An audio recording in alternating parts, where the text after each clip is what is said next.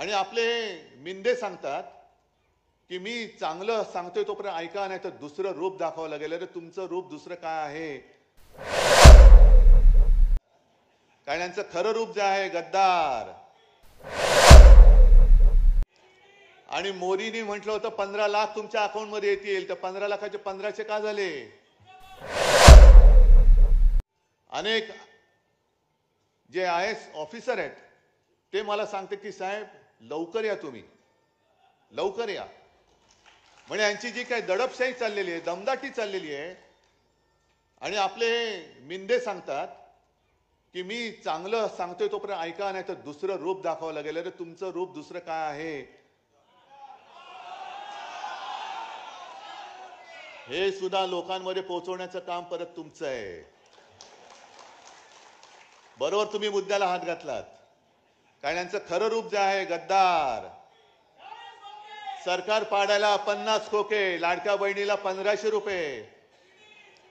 आणि मोदींनी म्हटलं होतं 15 लाख तुमच्या अकाउंट मध्ये येतील, तर 15 लाखाचे 1500 का झाले? 15 लाख का झाले?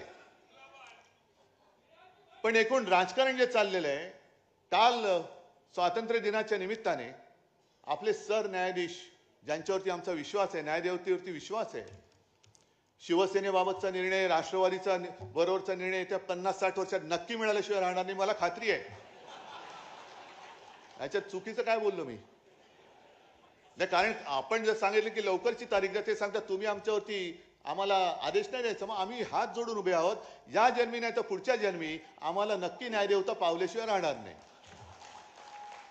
पण त्यांनी काल एक पत्रकारांशी बोलताना मी बातमीच आणली मुद्दामून.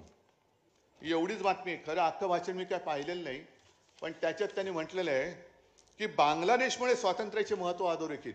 बांगलादेशमुळे, ज्या बांगलादेशला आपल्या हिंदुस्थानने स्वतंत्र केला, त्या बांगलादेशामुळे आपल्या देशाचं स्वातंत्र्य जर का अधोरेखित होणार असेल, तर आपण कशाला ह्या देशात जन्माला आलो? कोणत्या पदावरती आपण बसलो आहोत?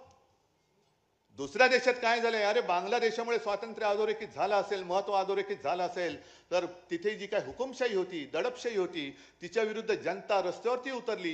पंतप्रधानांना राजीनामा द्यावा लागला, सरन्यायाधीशांना सुद्धा राजीनामा द्यावा लागला. ही लोकशाही बांगलादेशातली तुम्हाला मान्य आहे? परवडणार आहे?